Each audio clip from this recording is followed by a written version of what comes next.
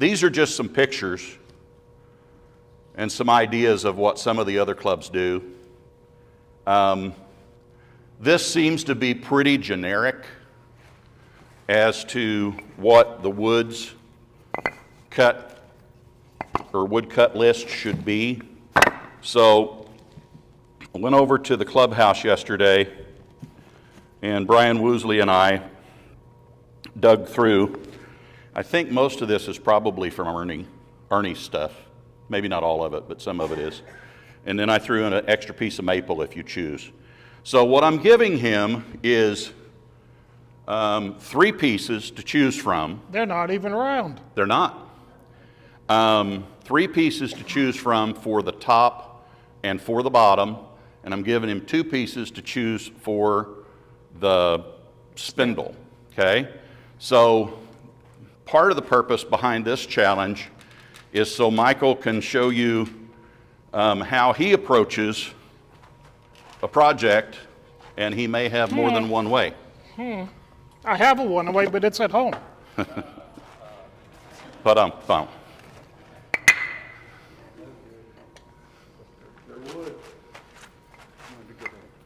okay, yep.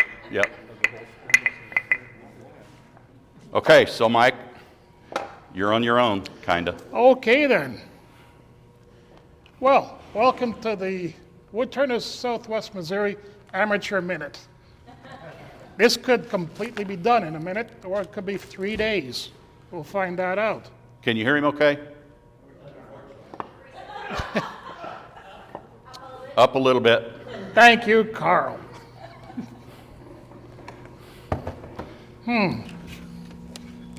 You're getting feedback. Do I have to again? Well, obviously, if we're going to be playing on this lathe with these weird pieces of wood, they are drier than dust. Mike? Yeah. Did you bring something to drill with? No, it wasn't on my shopping list. It wasn't, was it? No. Would you like to have something to drill with? Well, I'm not sure if I want to have something to drill with, because then I got to fill the hole back. I brought you a gift. Well, not a gift, a loan. It is a loan, all by itself. Somebody's awake. Before I get on with doing anything on this, I'm a little bit overdressed. This piece goes off. Theoretically. Jerry glued it on my finger overnight. That's in the pocket. The watch goes away. That goes in the pocket. Now there's nothing below the elbows, just 10 fingers. I expect to go home with the same parts. And it helps if I can pretty well center a piece before I try to figure out how to turn it. Obviously, this will be the stem. And I selected the maple because I'm tired of playing with walnut. I've just been making a bunch of utensils with them the last couple of weeks. That'll be the stem. The thicker piece, I'm not sure what that is, will be the mushroom cap. And I think this one, because it's a bit heavier, will be the base. Because you want the base to have some type of an anchoring. So I'm just going to roughly guess. You getting all this on the screen? Yep. Good stuff. I don't care if it's not dead center. And punch a hole. That's one part. You missed. No, I didn't miss. It's right where I put it. The fiber came back and covered it up again. Didn't you say there was a time limit on this? A time limit? Yeah. Tuesday. Okay. Lunch will be catered in, courtesy of Larry, You have, because I'm not one of these $1,000 a day demonstrators. yeah, right. Just feed me. Well, we get what we pay for. There you go. You have an hour and 15. Really? I don't think the audience can sit there that long. There's no commercial break on this show either. It's straight through. If you have to go potty, do it now.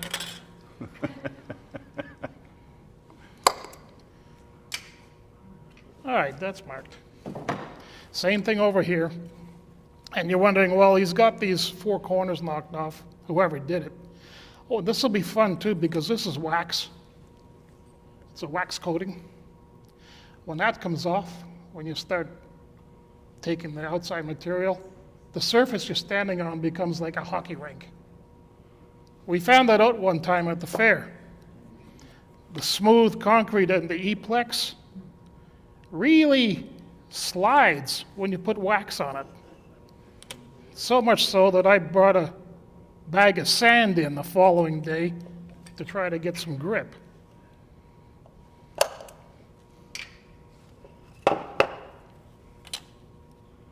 I'm just going opposite points on this. I really don't care how accurate it is. And that's the fun part of not having to make something that's going to fit with something else. Except, oh, I do see a purpose for this drill. I'm guessing, since I've never made one of these or assembled complex jobs, whatever this diameter is. 1 inch. I didn't care what the measurement is. 25 mil. 2.54 centimeters.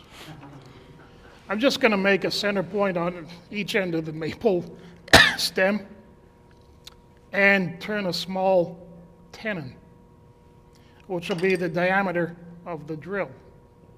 The drill will be used to drill a hole in the underside of the lid of the mushroom and also on the top side of the base. Does that make sense? Yes. Well, I'm surprised. All right, that's the idea. And once I get going, there's going to be some chips flying. Hopefully, away from everybody.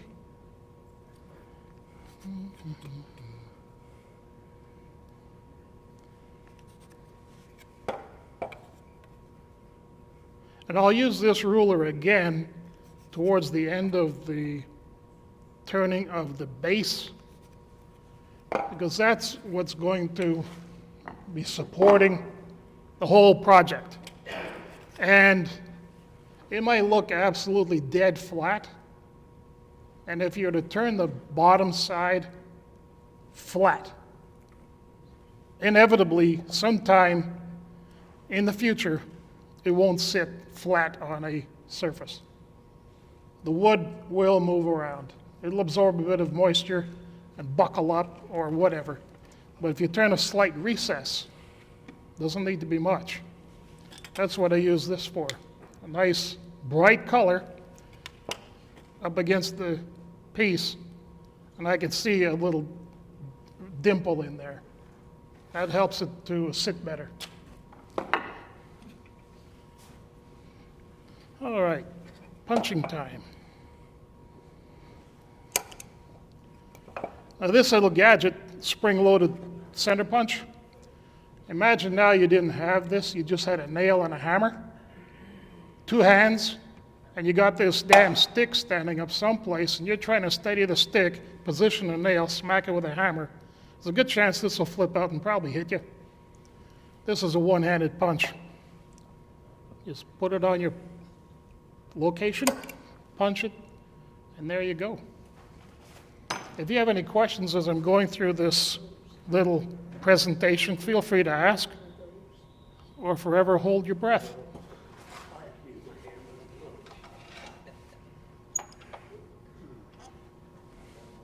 And I like a light source that I can see either end of the workpiece.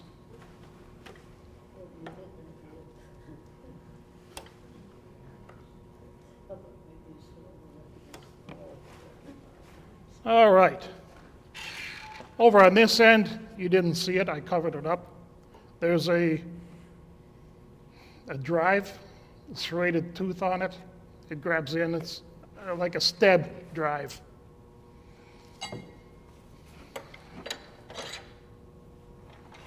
The steb center. I'm just going to turn this into a cylinder and probably set it aside. I don't know how small this chuck will grip. That'll be a deciding factor.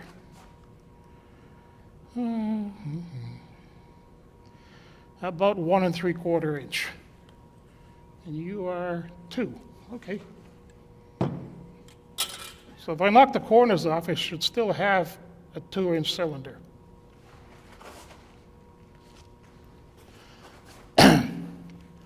This is all dry material. Dust is going to come off of it even though you're not sanding. Instead of wearing a face mask and then face protection, this is all in one. It's a forced air face shield. Is that coming through on the mic, on the speakers? You can hear him. The sound of the machine. That means I'm breathing. Can't turn it up too much, it'll feed back. No. Is it not two separate? Okay. Tool rest, stay still.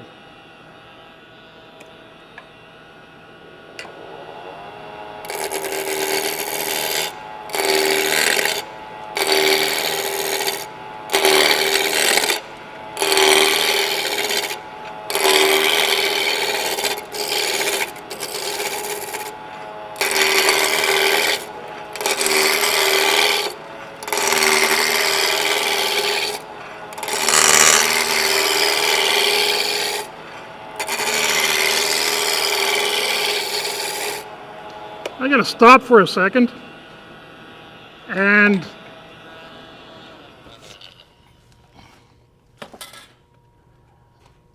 four corners, each one, when the corner comes around and contacts the tool, it wants to push me back.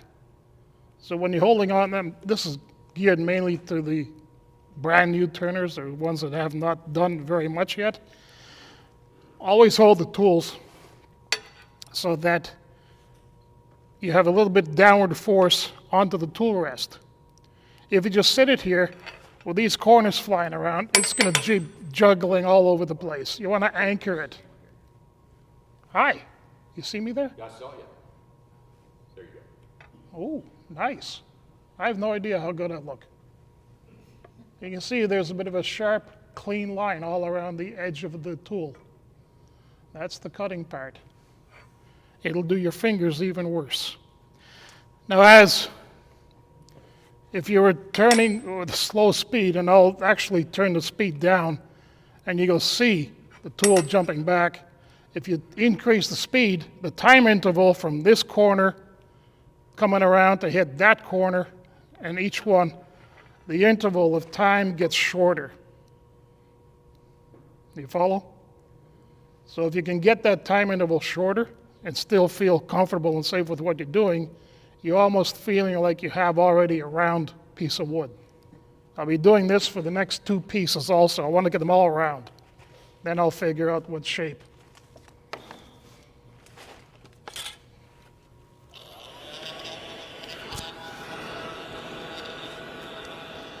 So we'll start this a bit slower.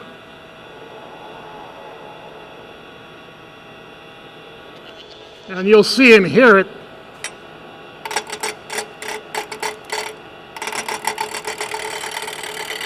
If you turn it up, and I don't even look at the speed dial because it means nothing to me.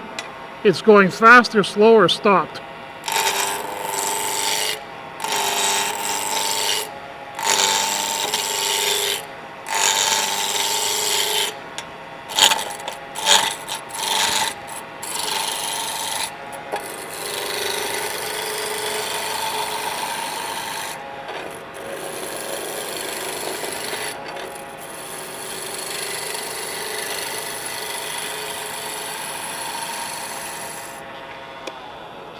Whenever I move the tool rest, the banjo, I turn the lathe off.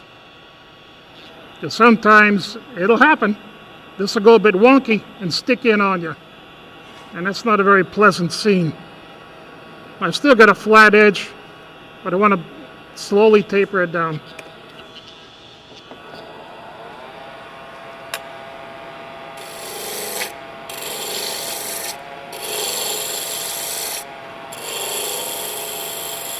You can hear it cutting a lot smoother when it's in a cylinder.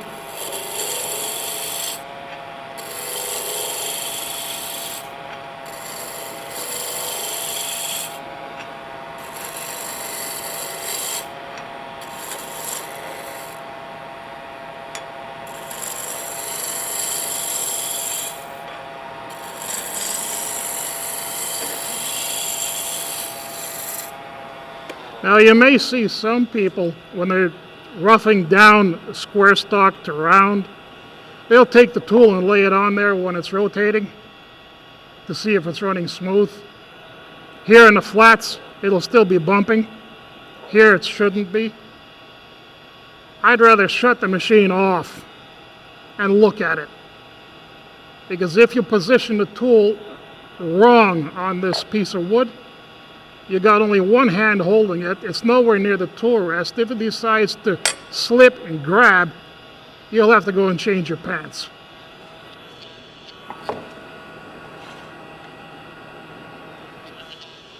Now, a little bit of flat here still.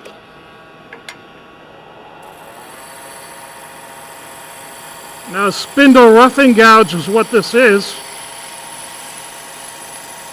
It doesn't mean you're only doing rough cuts.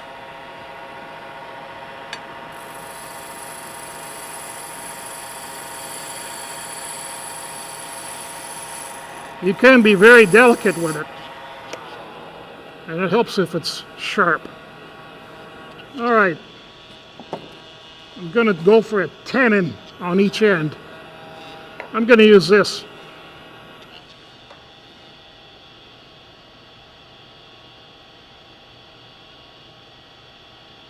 It's called a parting tool. It's sharp on both sides and the outside edges.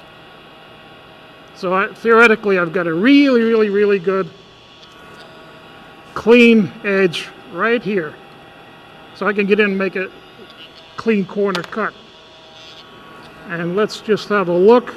Oh, the jaws on this chuck are slightly dovetailed. Thanks. I got the wrong tool. But I can figure it out.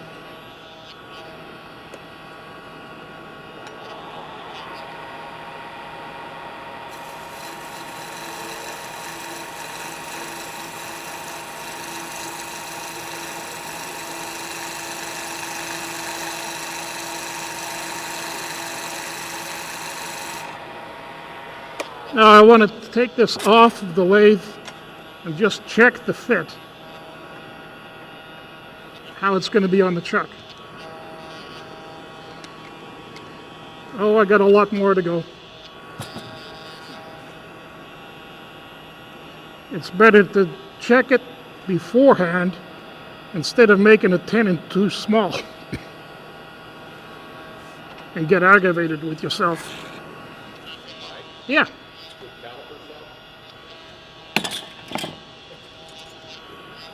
I want to get the base set first, then I'll use my dividers.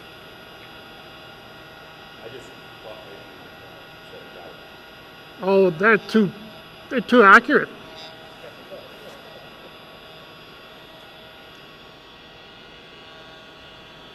Oh, they're even lit up. Are they in metric also? Yes. Okay.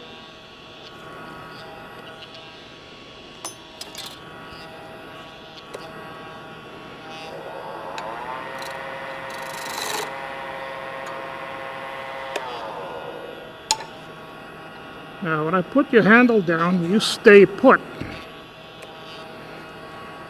Yeah, I talk to my tools, my equipment, pots and pans, bags of charcoal, all kind of things.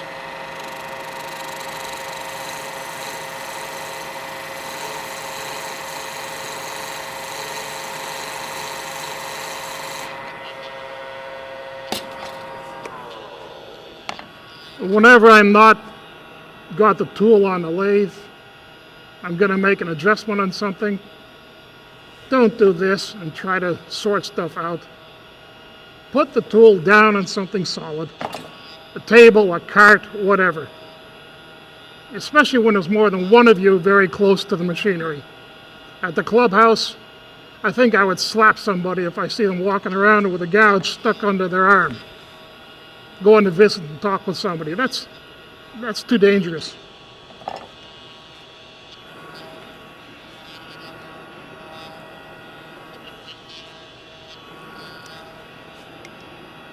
I think that'll work.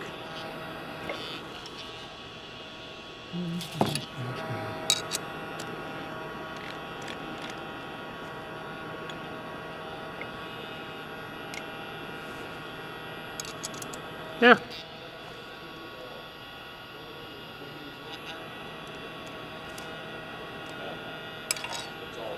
Say again?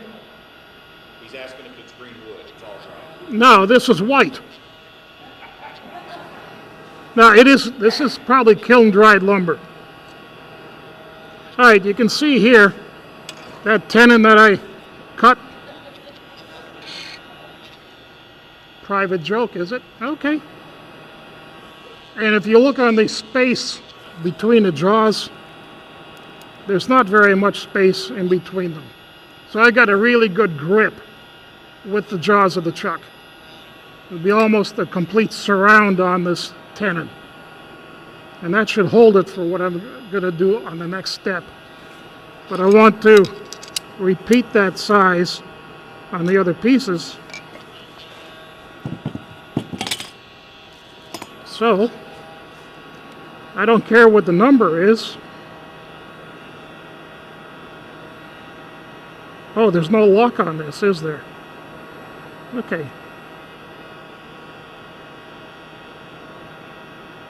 It's 1.75 inches, 1 3/4. So that'll be the tenon to grip that, to do the shaping. And at this end, I'll have the smaller tenon, which will be going up into the, down into the lid.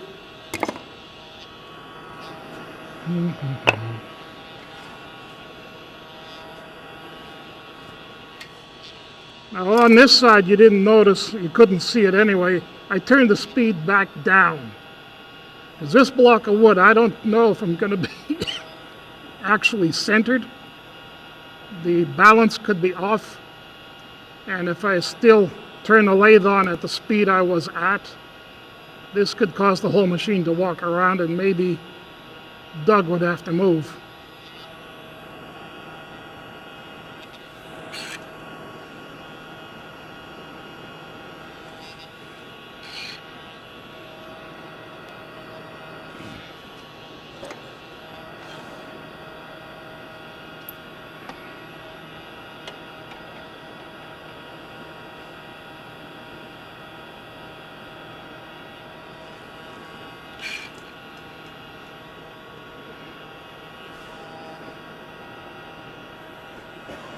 Notice I have one hand at the back side of the tailstock. As I turn the handle to drive this in to seat against the drive spur, sometimes this whole unit will start to slide back. And you have wound this out and you think you're in tight. It hasn't gripped. Here I can feel if there's any movement back this way, and there isn't right now. Therefore, I'd be confident that I've got a pretty good grip on this.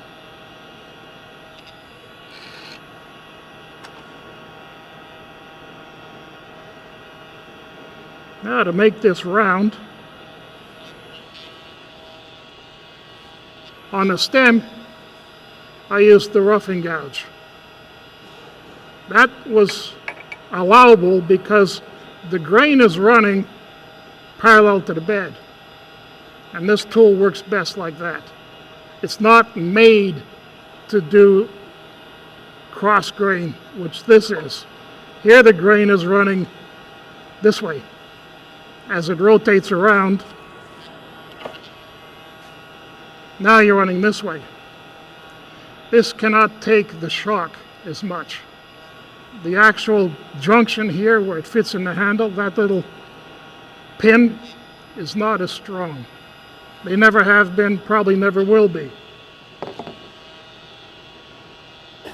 On a bowl gouge, it's quite different. What you see here is pretty well the same all the way into the handle. And this particular tool, I thought about it yesterday when I was sharpening it. I've had this over 30 years. I've gotten quite used to it. I've made a few pieces. I know lots of other folks, they'll take and they'll wear a tool down so that there's nothing left. And that may have taken them 10 years or 40 years or 3 weeks. Depends how many times they drop it on concrete and have to grind the hell out of it to put an edge back.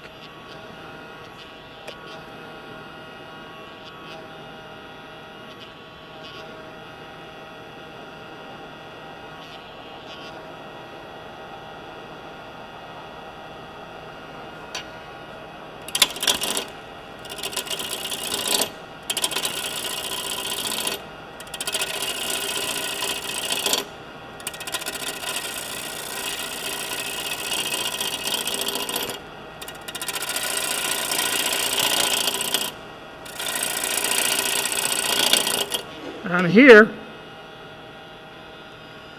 I started near the flat, and I'm taking little sweeps this way. Instead of just coming straight in, bang, bang, bang, bang all around, I'll have a bit of an edge already established.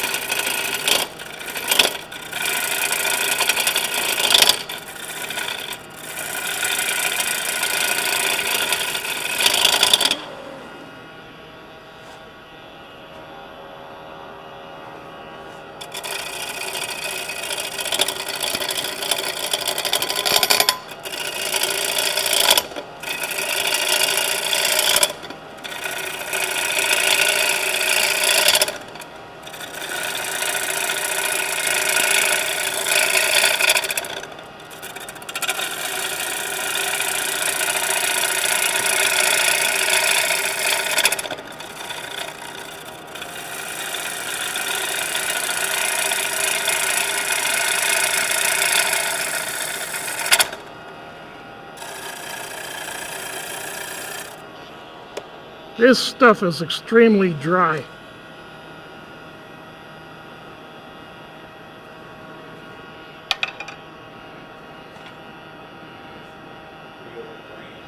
Yeah, it's tearing out on the end grain really bad. You can see it there on the overhead. And then you come around the face grain and you get a nice clean cut.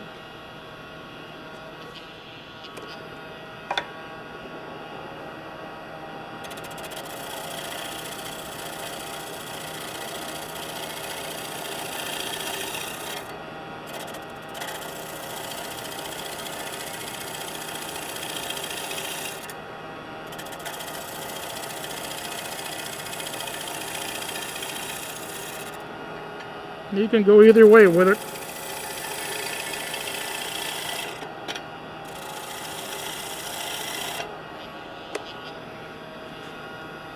Still a bit of flat.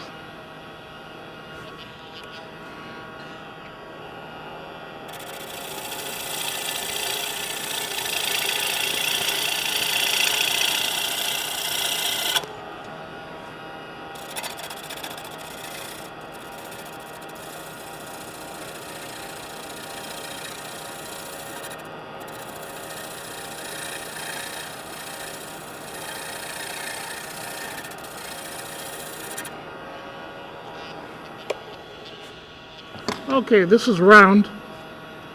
I can't do anything else with it in this stage here. I have to create a tenon. And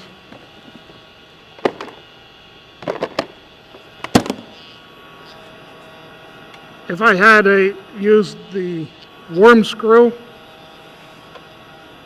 and drilled a hole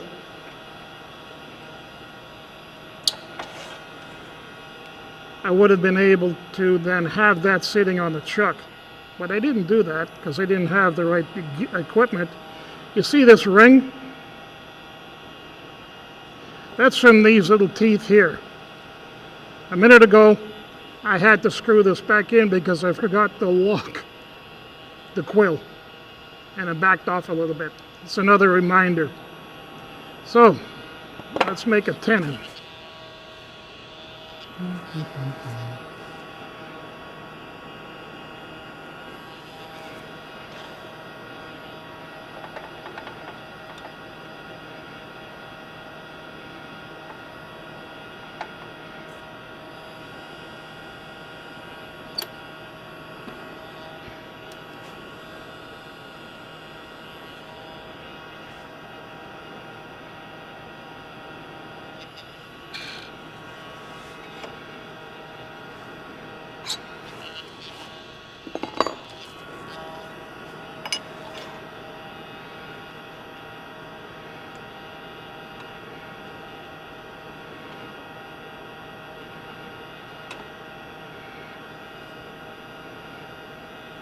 Now you can see that this face is not cut parallel with this one, but I'll be able to get that in.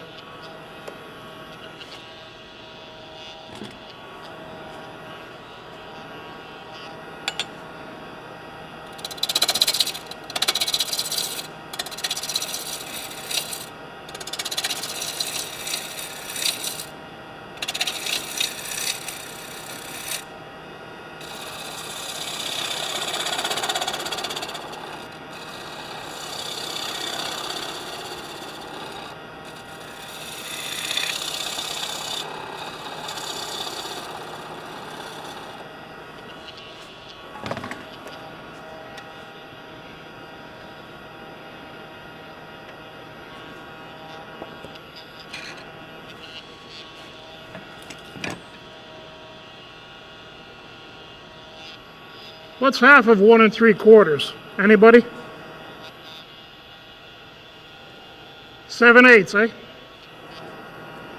Then I'm going to measure 7/8 from the center point to there. And that should get me, yeah, that is almost 1 3/4 right there. Use it with the sophisticated calipers. Okay, now I got a target.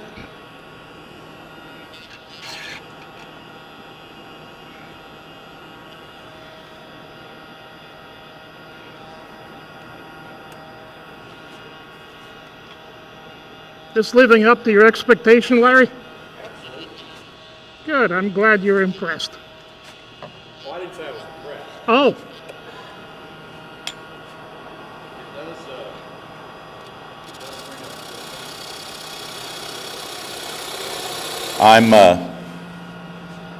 You might pull the volume down just for a second.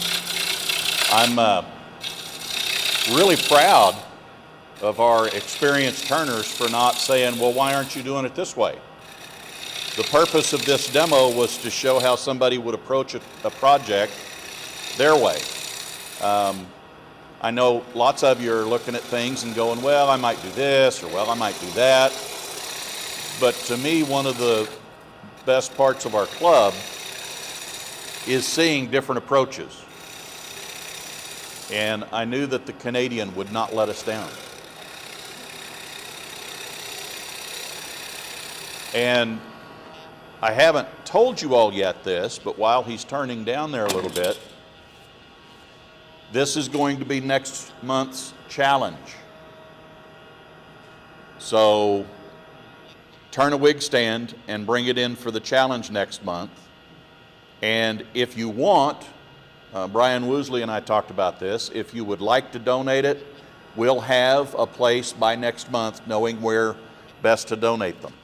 But if you just want to turn one, maybe you know someone that's in need of one.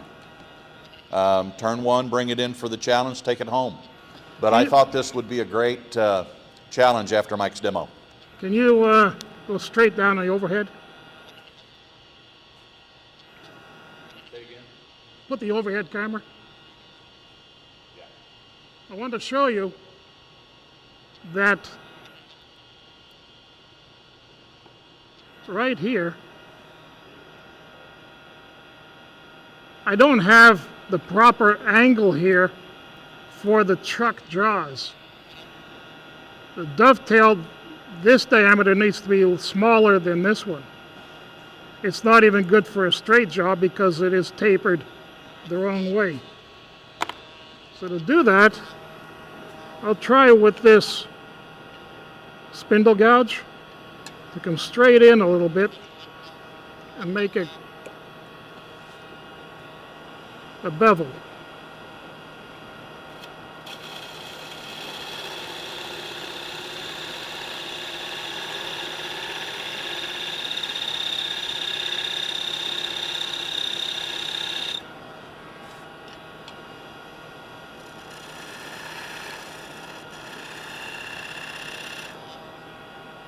How does that look to you?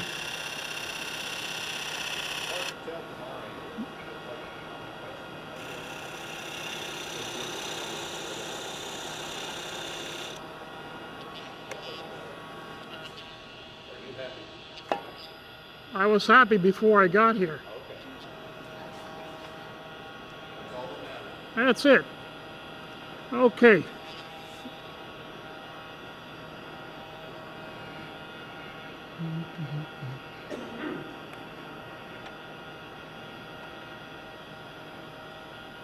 Now I want to test that out.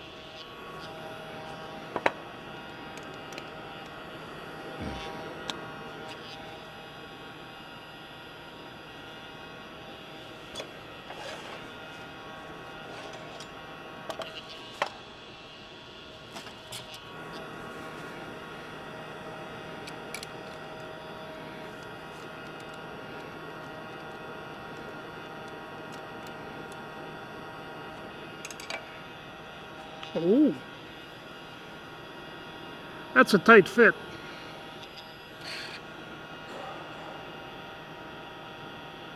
I don't know if the camera's getting the same view I got here.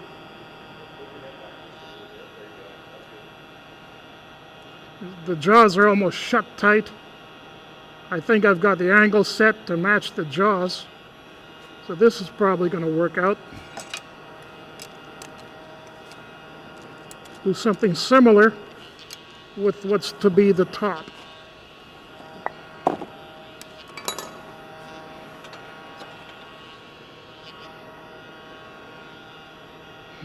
No, this is the bottom.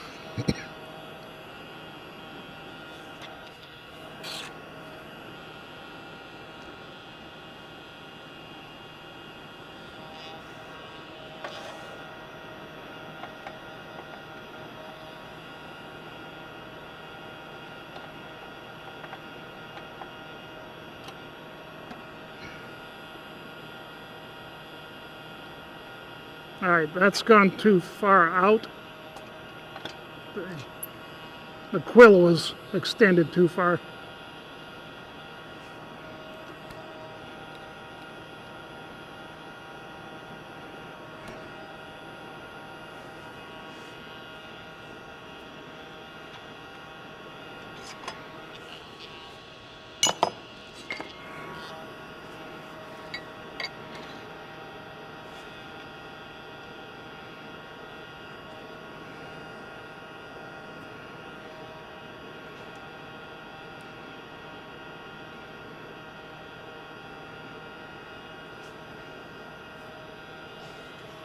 Okay, this is going to be the base. This will be the mushroom top. So this can be just a simple disc with a flat, slightly concave backside.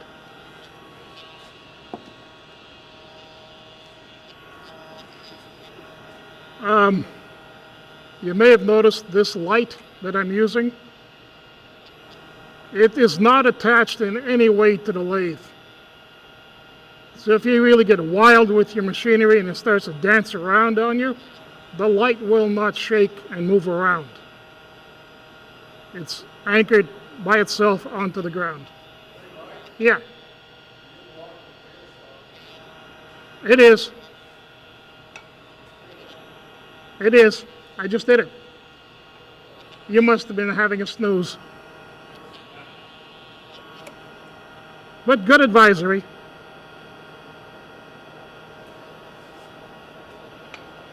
Oh, I started this just now with my hand on the tool rest. You see anything wrong with that? Nobody noticed? Stay on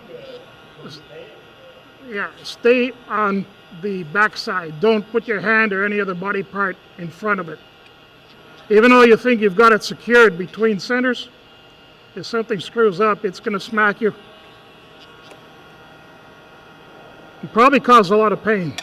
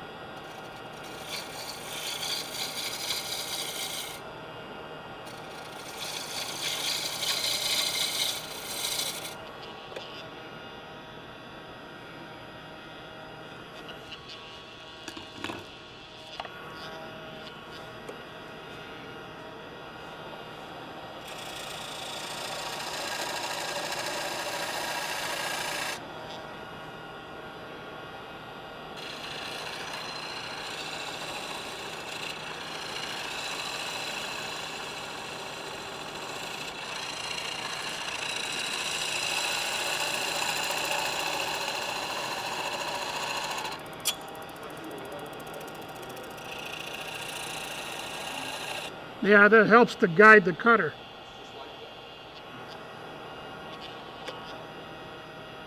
It's like when you're slicing off a loaf of bread.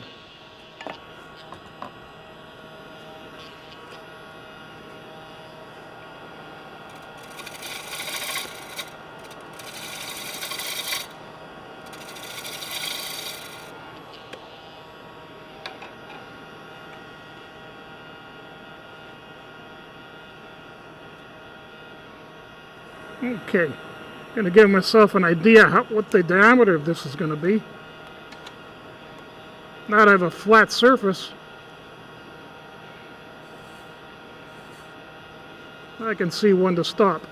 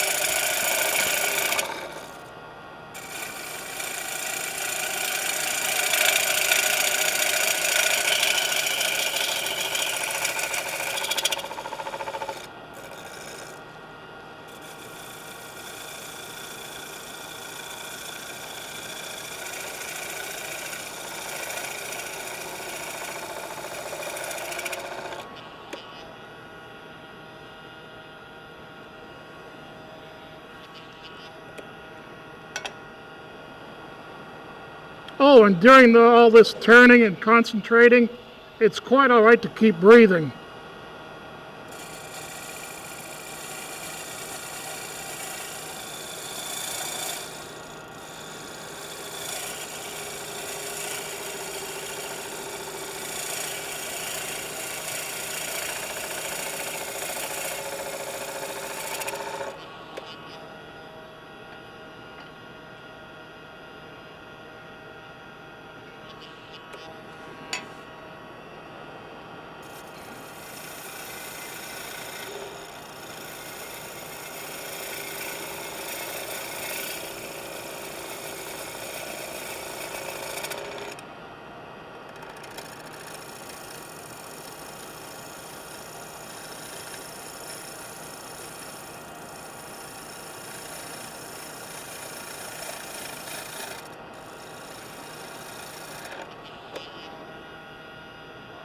Yeah.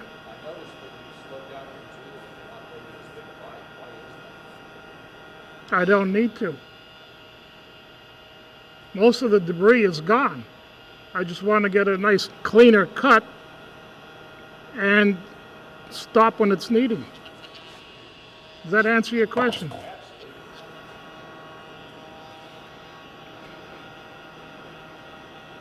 It's like when you're eating lunch. At the beginning, you go for the whole damn thing.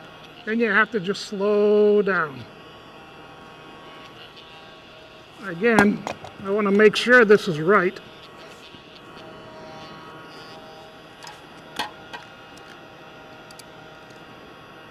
Yep, that's a grip.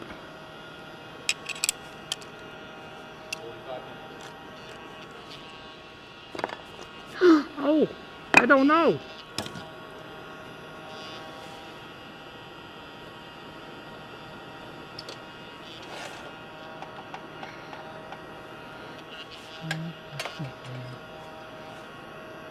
Now, this is the knockout bar that came with this lathe. That's for knocking stuff out of the spindle, like this drive spur. And you could just take and smack it and let somebody catch it 2 or 3 feet away.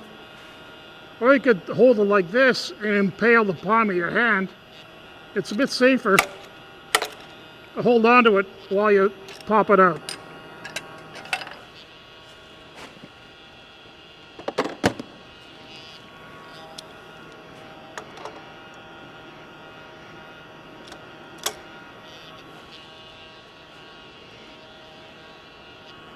Okay, here's the base.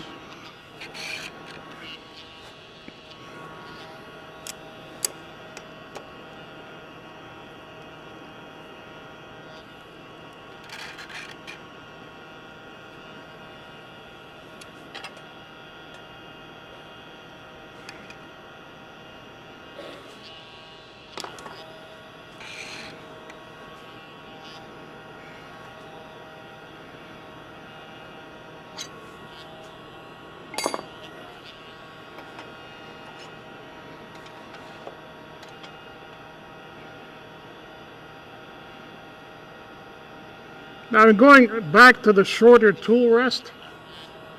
I don't need all this extra material hanging out. And the strongest point on these tool rests is to try to get most of the loading hitting close to where the pin is going down into the banjo. If you have a lot of force banging on the ends, cast iron might just decide it's tired and it'll separate.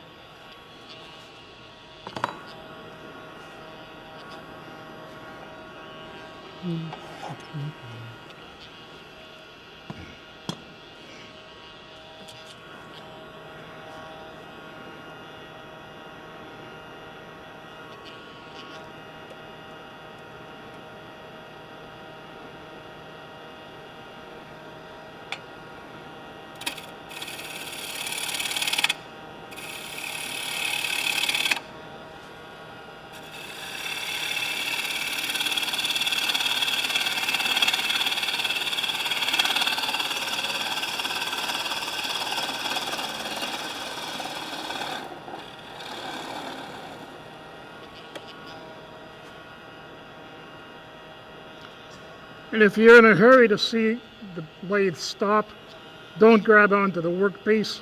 There's a hand wheel, just touch it and slow it down gently.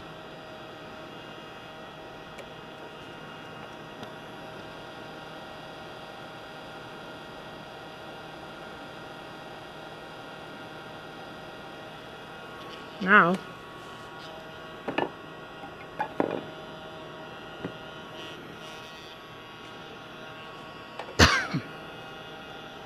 question for anybody to try to answer.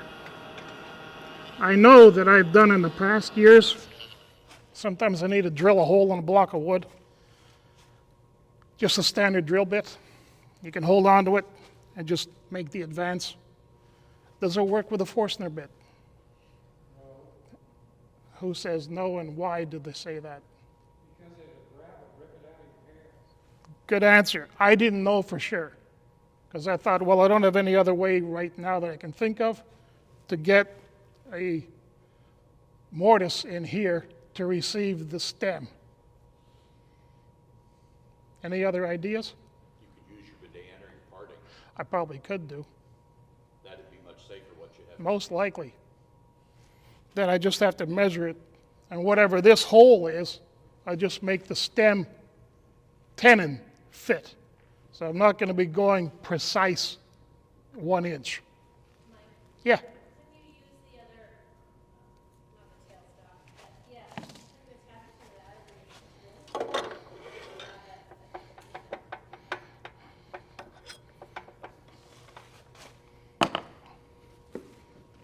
You mean like this? That's too damn simple. That's what you get for paying attention. Do one of these. I'm only drilling one hole here. We got 2 pieces. Well, that may be just held with contact cement. All right. Now, how thick is this?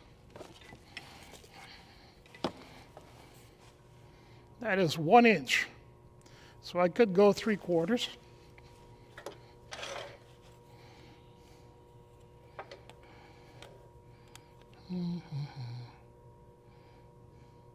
Okay. By my sorting out, overhead shot. All right. There's the head of the Forstner bit. From this face to here, where it becomes the main stem, that is 3/4 of an inch. That's how deep into here I'm going to go. The point will be still a little bit deeper. I don't think it'll come through the bottom. Now, for what it is, it doesn't make a difference if it goes into the bottom.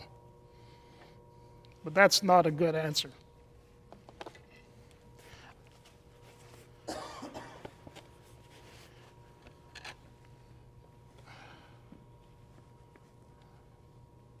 It's just too damn bright. There you go. These filters were white when I started. They got a good brown tint to them now. Yeah, it's dusty. All right, I turn the speed down on the lathe. This is locked in place. This is free to go forward and backward.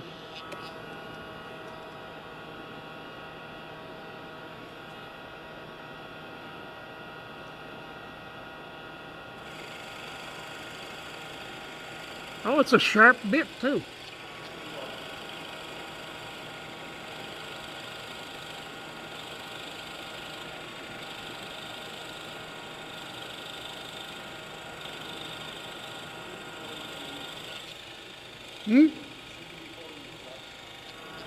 Should I be holding the chuck? Not really. I don't think it's that necessary. I'm holding on to the tail. Because if this was to start to spin, I don't have to let go of it. I don't even have a hold of it. I know that's not deep enough, but I'm getting a buildup of dust. I can't see my mark. These are great when you have an old toothbrush at home, it doesn't work in your mouth anymore. Put it with your tools. If you have, especially turning wet wood, you get a lot of material caught in the flutes of your gouge. This doesn't care if you cut it. Do not run your finger down the flute of a gouge. I found that out a long time ago. You didn't feel the cut, but you just bleed.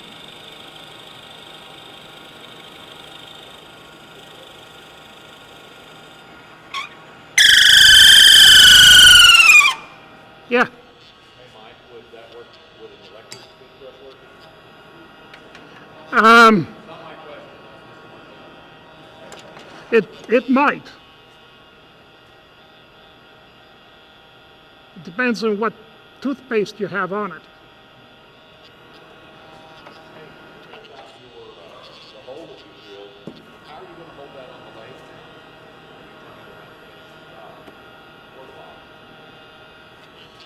now? I'm not worried about that. No.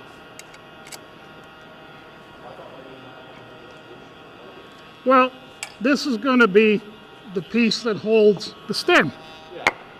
Okay, there it is. Yeah, it's got a tenon on the back side, but if you put this on a nice fluffy pillow, it'll just soak in. Oh, you've got a small set of jaws. Let's try those. Your next offering will be to you to complete this project, right? Nope.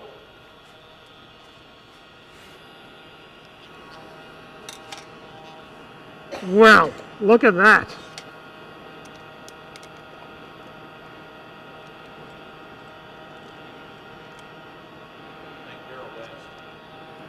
Thanks, Daryl. West and east. Okay. I don't know if I want to leave square corners all around.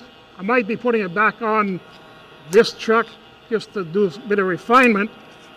We'll continue on with the stem.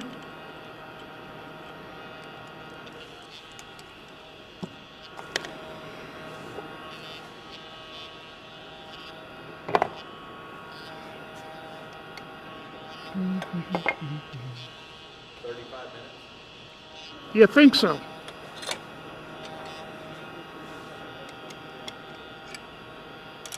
Say again? Yeah.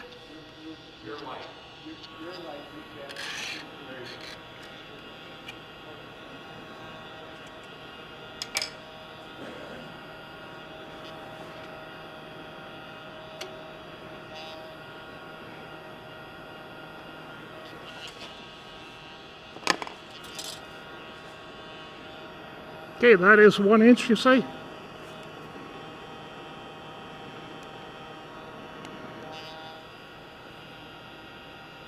Yep.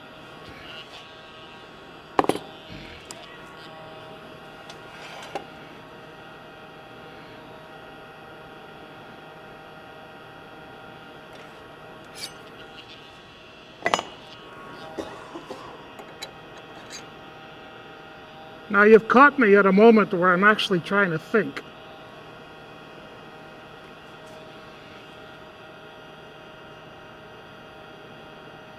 This is the part that makes this challenge. Those of you in the room that are thinking other ways to do this, if you were throwing 3 pieces of wood, you need to watch your cookie turn. That's how you see a wood turn today.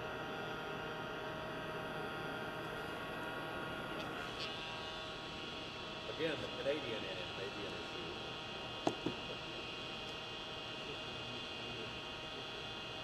Yeah.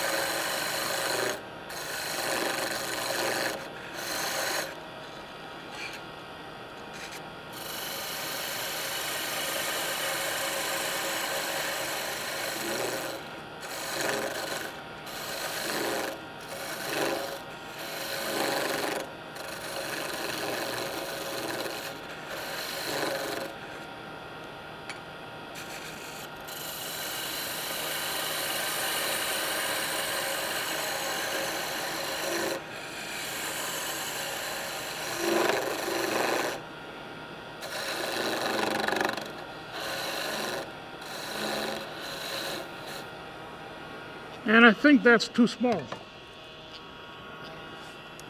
Oh yeah. So it's going to be shorter.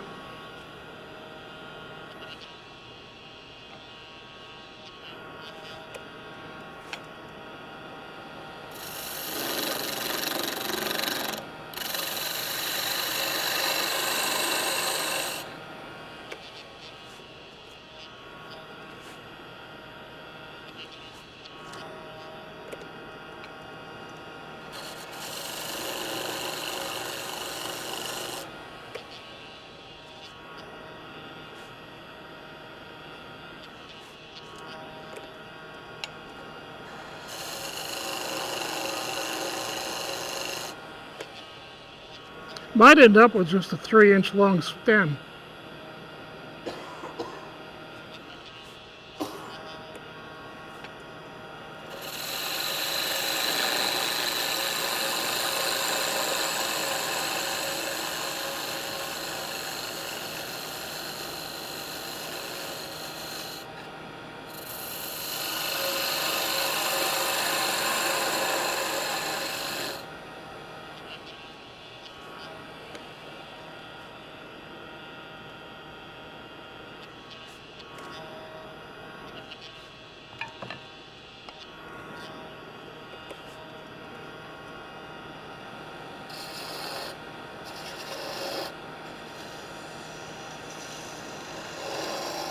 All this little bit here is going to go away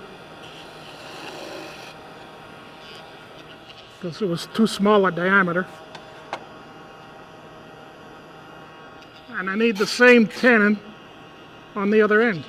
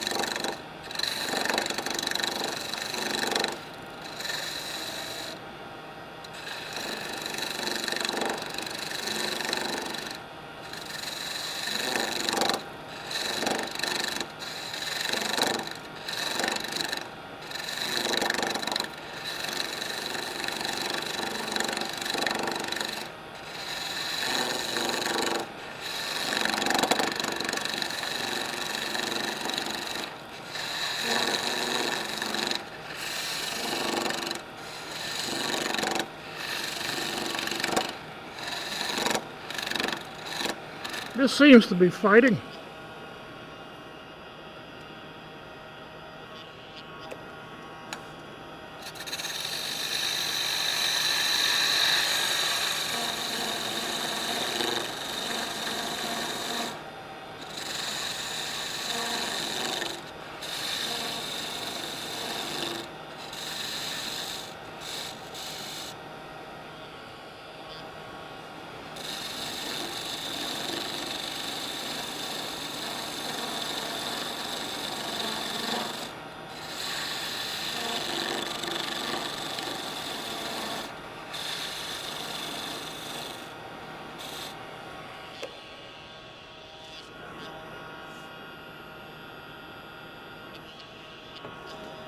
It's hard to tell where 1 inch is.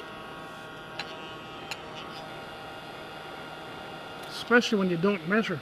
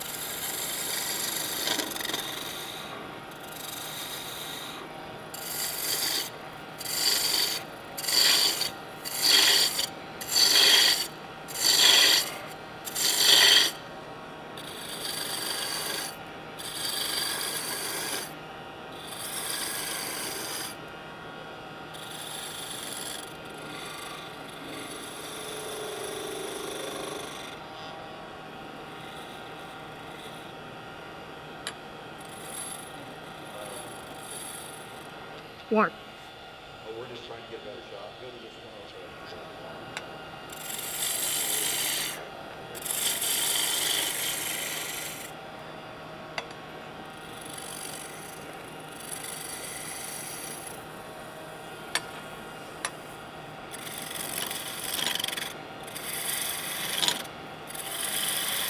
Mike, do you have a shape in mind, or you just kind of... Oh, I don't have any shape in mind. That way I won't disappoint myself.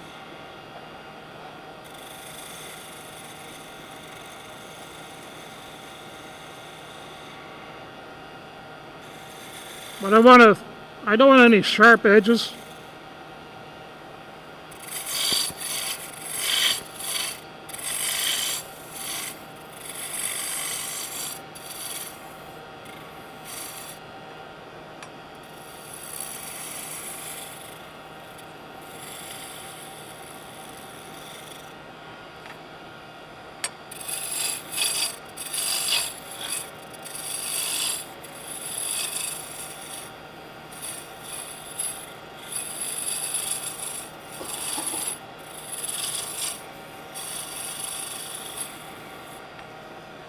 Now I could ask for suggestions, but it wouldn't make any difference.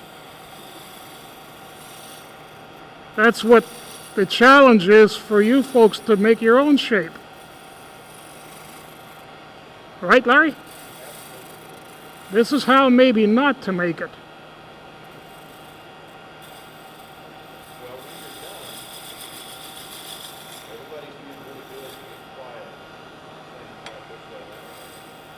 When we get done, focus this cup. Get the focus. It'll help the movement. Discuss what? Discuss different options. Oh, yeah, have somebody else do it.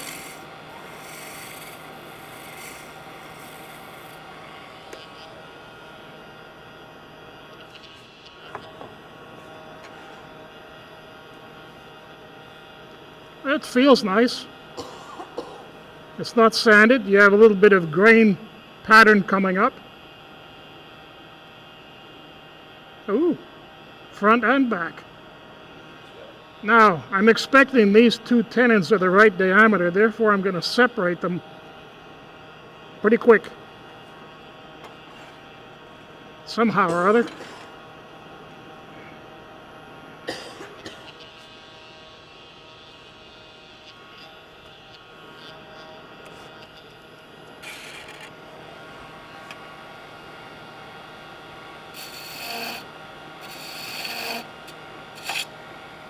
Oh, sure, mess that up. That's why there's glue.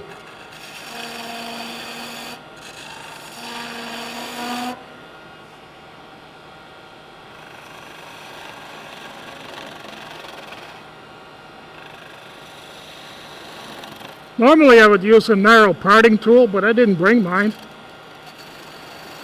Anybody have one in their back pocket? Go back pockets. Oh, well.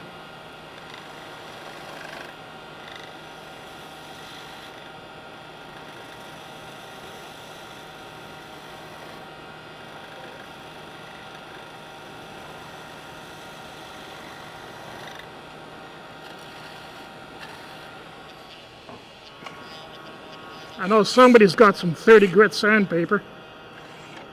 We can take it off with that.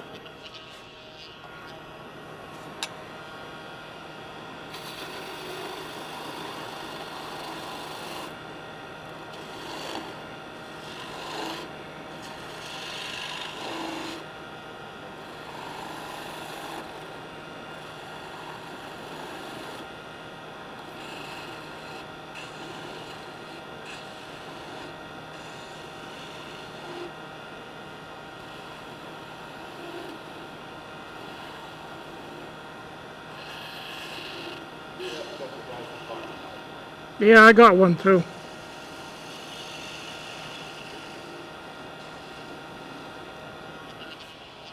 It's surprising how thin you can get this material before it decides to separate.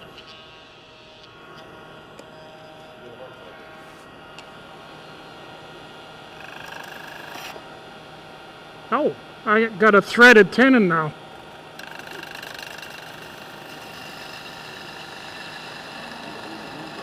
Yep.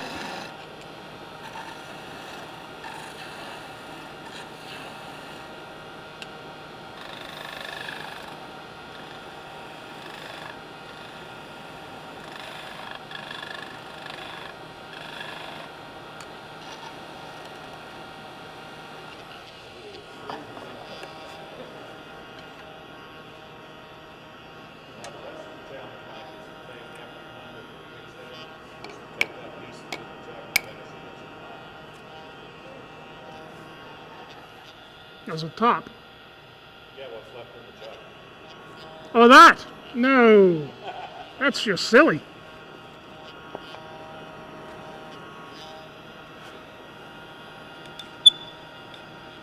Squeaky, squeaky. That's part of it. Let's see how the other end is.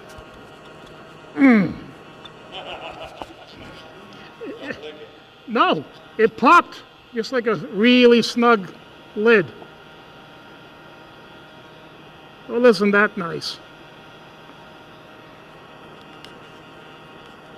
Here's the other end in. Well, that's part of it.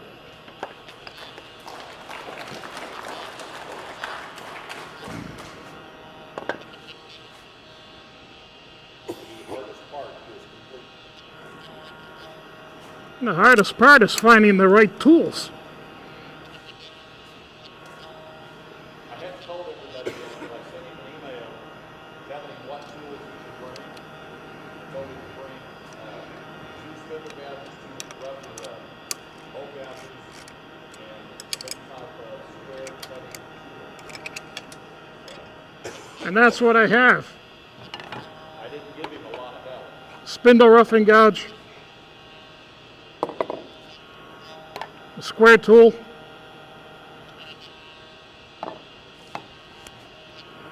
Two bowl gouges.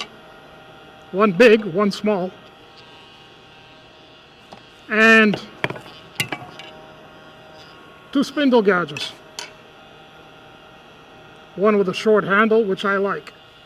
I used this particular one for years without a handle. Then I started to wear the palm of my hand out. I just figured make something for it. All right, but what's next? Oh, I need that.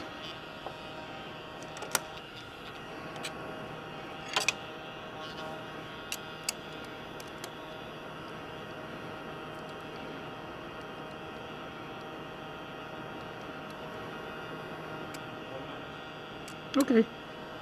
All I have to do is drill a hole and put a clean face and it's done. Almost.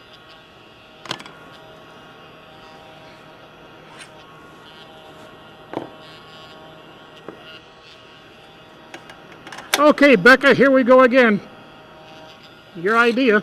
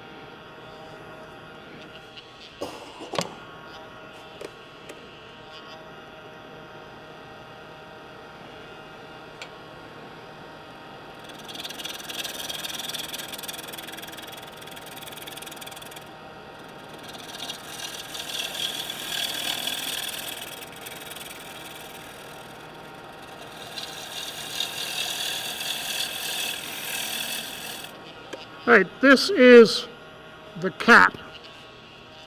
It's going to fit on top of here. This goes on this, and this is going to be represented as the head of a mushroom. Under the head of the mushroom is usually concave. That's going to do a little bit here, and still leaving that mortise full size so I can grip it with that other chuck.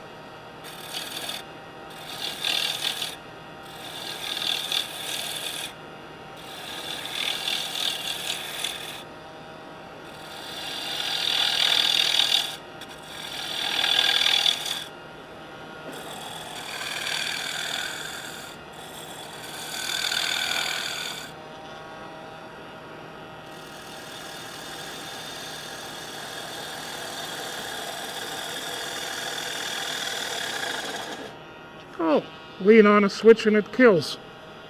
Yeah.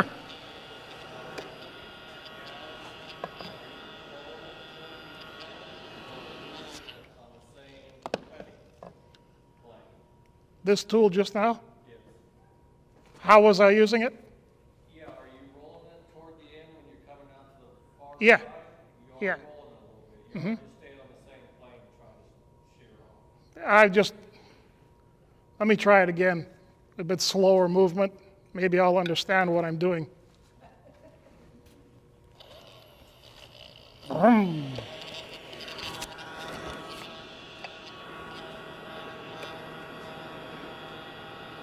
You're meaning starting from here out?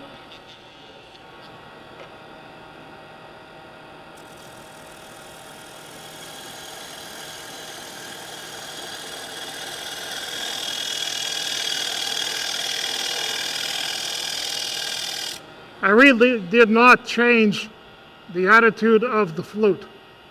I stayed on the nose on that angle. I was about 45 degrees over.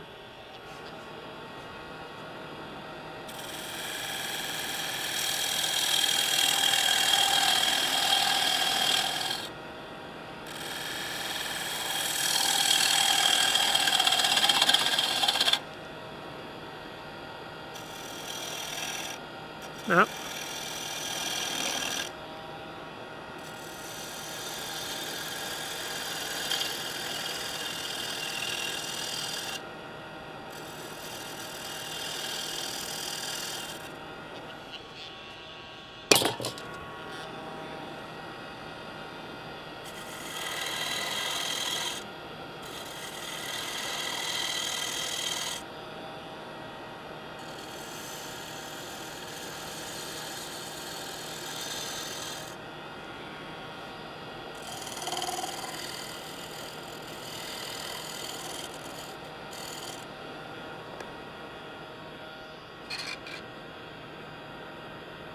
I think this is cherry.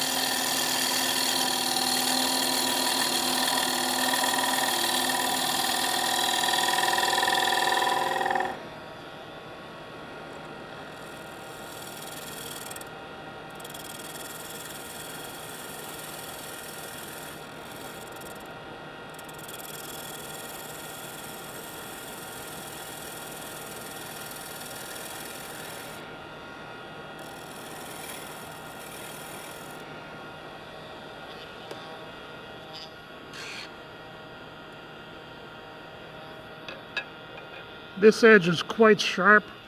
If you had a wig hanging over it and picked it up, you'd probably cut half the hair off.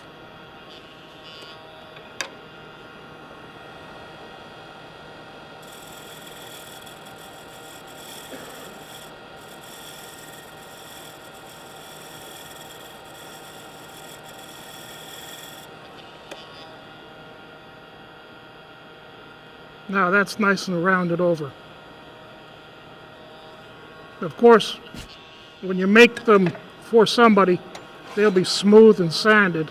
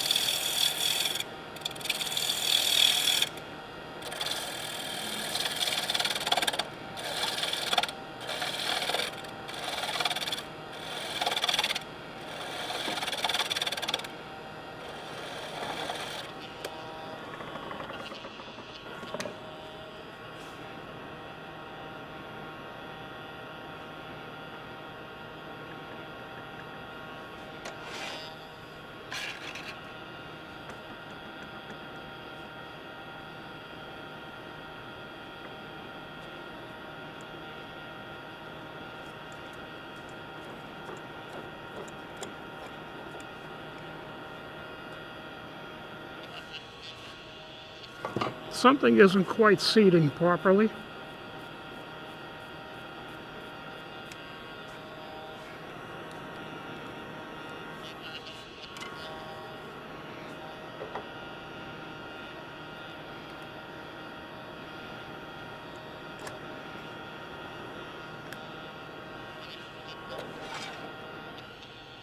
I don't know.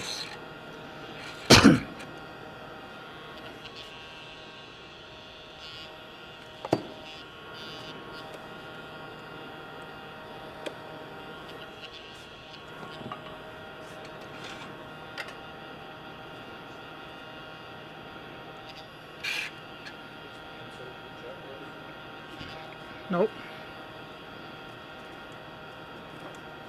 They're just not lining up right.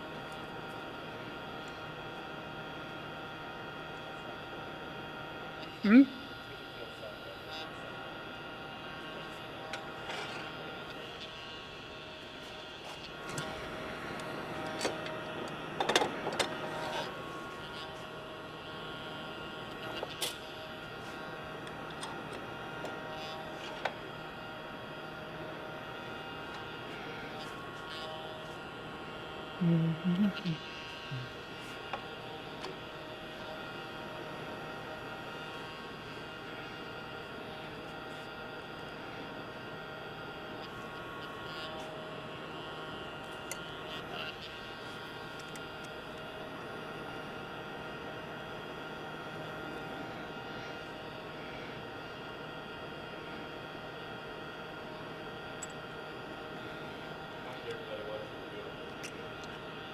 Listening to Jim Cramer's suggestion. Well, I tried to line the points up, but that shouldn't make any difference at this end, because now my reference is only from the mortise, which is being held by the chuck. Either end of it could be a bit out of whack, and it doesn't matter, but the whole problem I noticed was that this was not running true.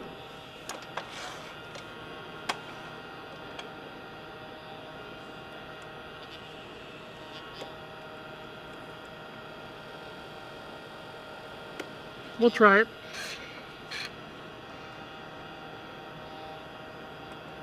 All right, you can hear that? It's just not seating properly.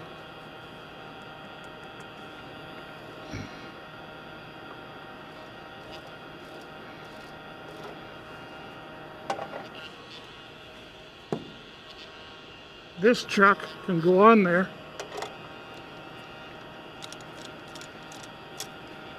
And it's not moving laterally.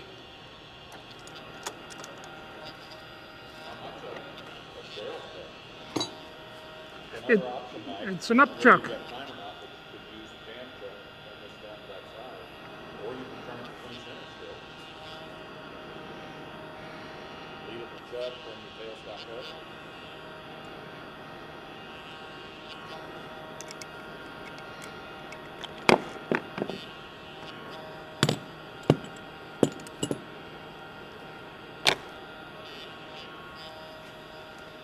Give me a little block. That surprised me. I caught it.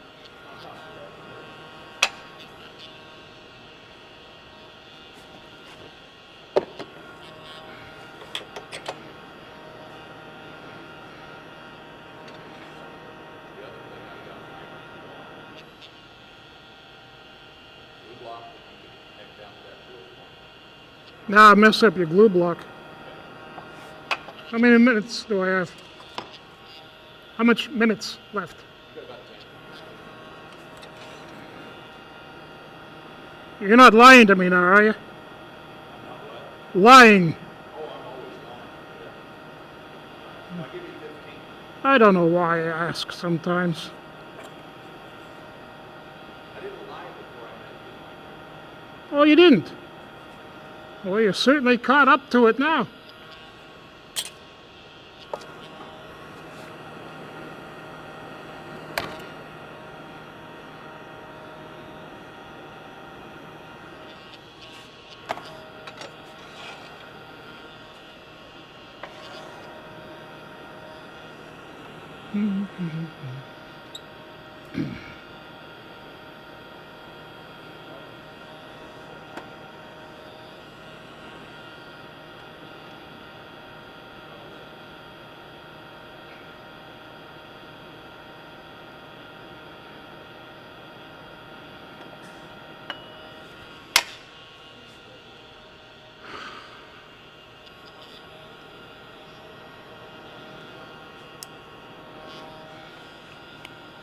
Oh yeah, it's hard maple.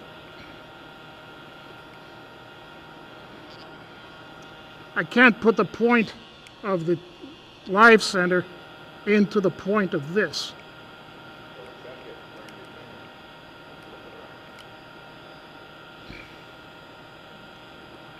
But you're not supposed to just put something in here like that onto the truck. No, but if you've got between centers, put it in the chuck and then bring the tailstock up. It's still not right.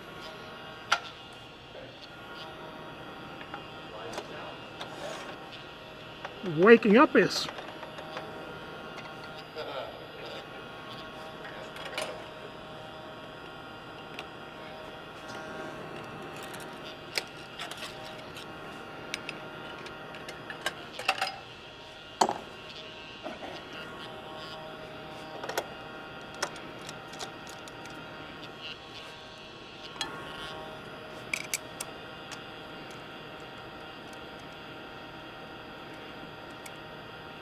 Oh, that's how this was held before.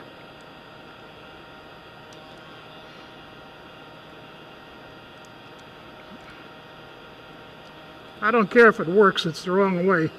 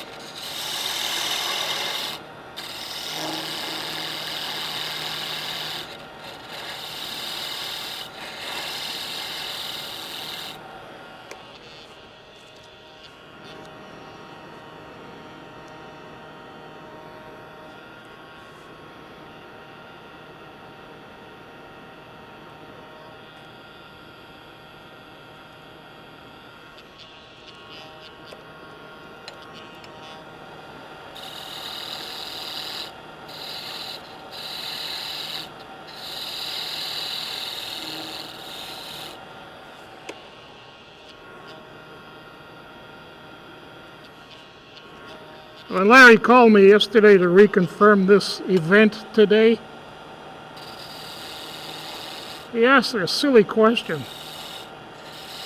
What I thought about jam chucks. I said, I like raspberry jam. He prefers strawberry.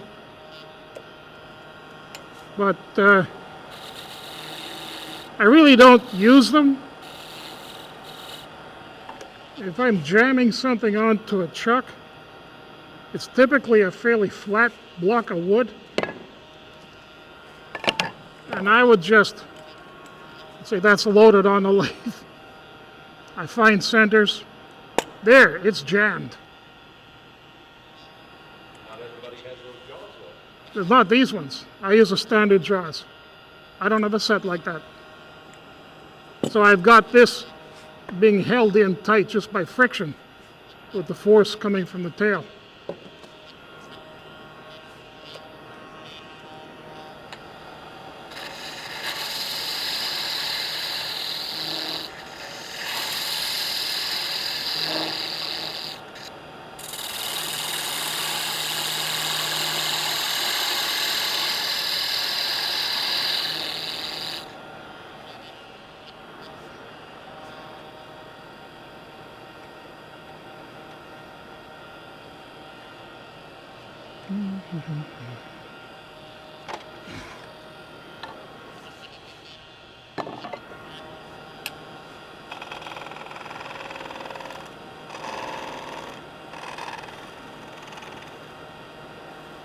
Now,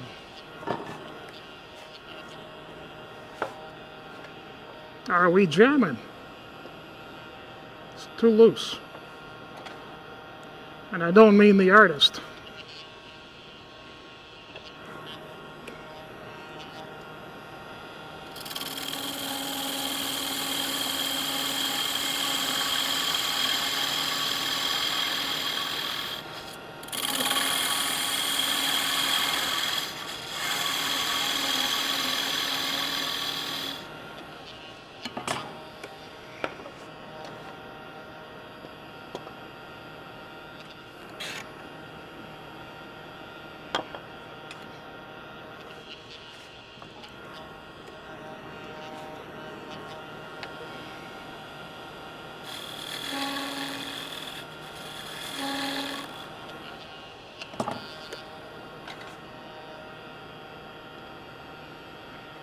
Okay, Goldilocks.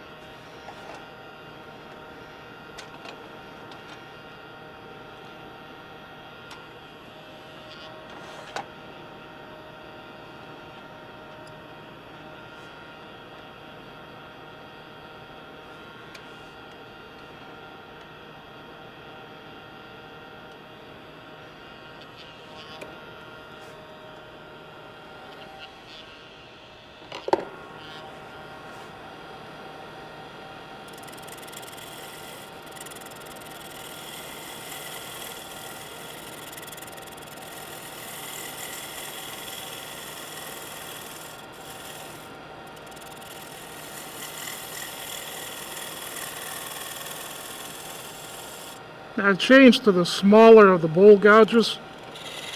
It's a bit more delicate.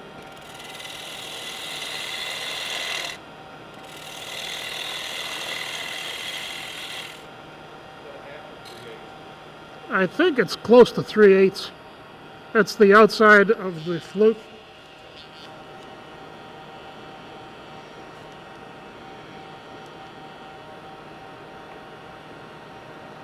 And your measuring device says 0.37, which is 3/8.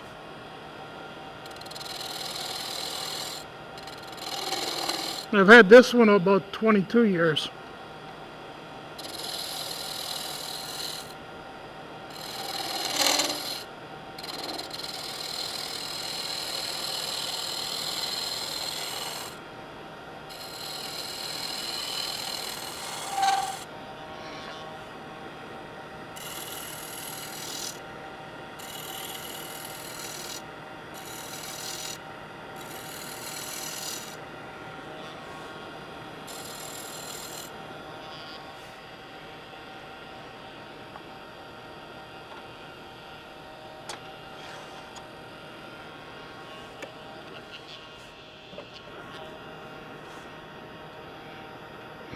Now,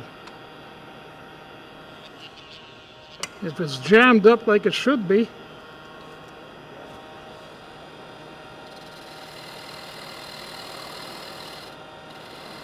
when you're uncertain, go in towards the headstock.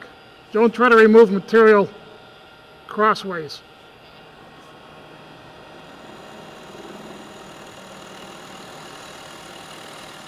And if nothing else, keep some really coarse sandpaper.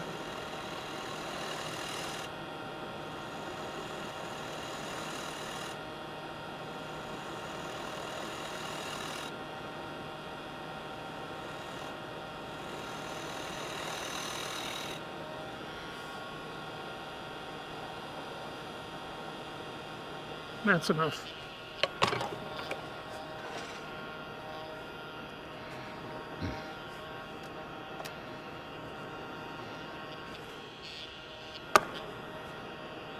Oh, one here too. Let's see how you fit.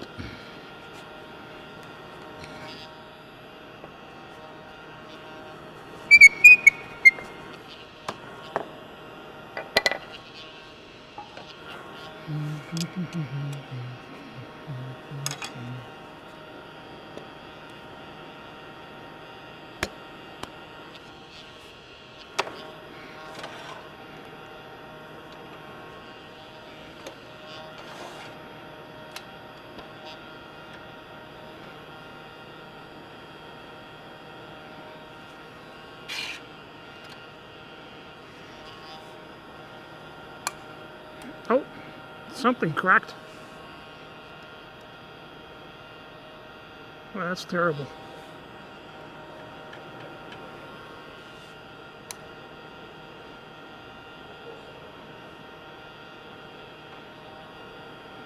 So you're telling me to shut it off.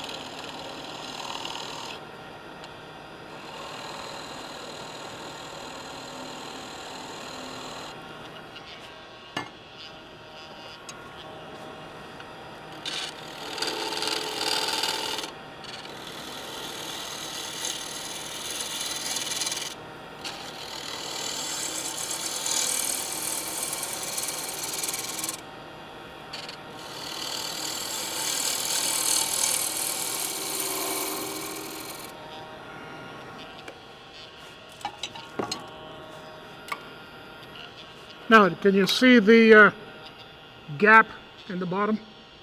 Yep. That's what I'm after.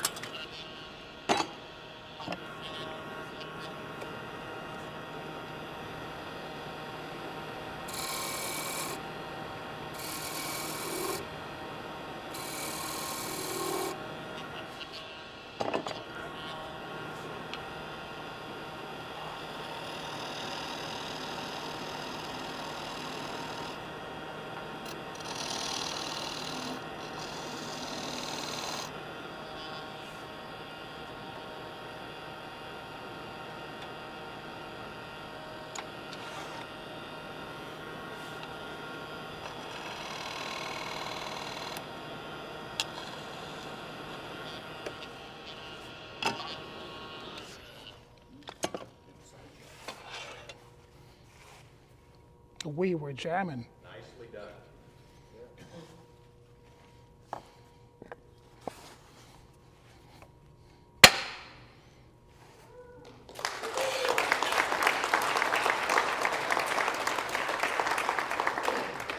I'm surprised, happily surprised. The underside looks good. Yeah. And these 3 rings, that's how I mark all my pieces and put my name.